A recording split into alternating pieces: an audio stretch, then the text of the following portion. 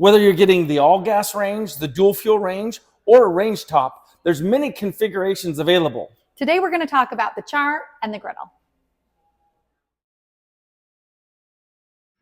Once you've removed the grate from the charbroiler, you'll notice that it has a deflector shield that allows to dissipate the heat so that it's even throughout.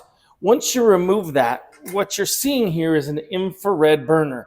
There's thousands of holes within this burner that flames shoot through to give you that infrared heat that can actually penetrate and cook proteins a lot quicker. So looking at the griddle here, that infrared flame that you just learned about on the char also exists underneath the griddle here. So that entire flame is underneath here to heat up this 1/2 inch thick piece of steel. The beautiful thing is we have a thermostat that runs front to back right underneath that piece of steel. And that allows for a quick response time and to be able to keep that temperature control consistent. The griddle is thermostatically controlled by the individual degree, so it makes it a very flexible and controllable surface. If you have the desire to show your customer that infrared broiler underneath there, you don't have to remove the griddle. In fact, you shouldn't. You'll damage it.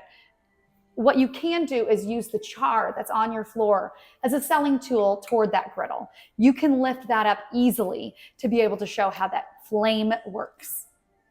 When using either the charbroiler or the griddle, there is a lot of ventilation to be accounted for. We can't just use the standard equation for how big of a vent you need to pull all the smoke and grease up. The rule of thumb is you need to add 200 CFM for each one of these that you use, or if you have a double griddle, that should be 400 CFM. If you give a customer something less, they're not going to be satisfied with the performance of their ventilation. With the griddle, it's important to note that there are a few steps that need to be considered before your customer starts using it.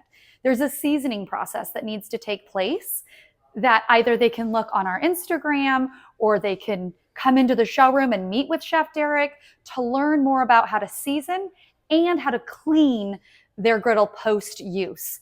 And really, it's important that you tell them it is going to get this beautiful patina as you use it. I mean, think of it similar to a cast iron skillet as how a griddle is going to be used. Additionally, there are some fun accessories. It comes with the stainless steel cover so that the customer can not see this while it's not in use. But there's also a nice cutting board accessory that can slide right on top as well when the surface is cool for a nice organic touch in the kitchen. Really, the popularity comes down to qualifying your customer. Somebody looking for a grill inside, they maybe don't have a grill in their backyard. This allows them to sear steaks, sear salmon, even do grilled vegetables on the charbroiler. If you want more than that, you want more versatility, then I think the griddle's going to win. I think the griddle ends up being the more popular selection here in our market because it is so much more diverse and people have those outdoor grills here in Arizona. So with the griddle, you can do a lot of that searing with that high temperature of proteins. But I mean, obviously you can make pancakes, but a lot more than that. Just about anything you do in a frying pan, you can do on the griddle here as well. But whether they do the charbroiler or the griddle, they get that control they're used to with Wolf. They get the ability to make and do the things they like to cook. As long as it has the right ventilation, they're going to be happy with the performance. And that's what makes Wolf our cooking specialist.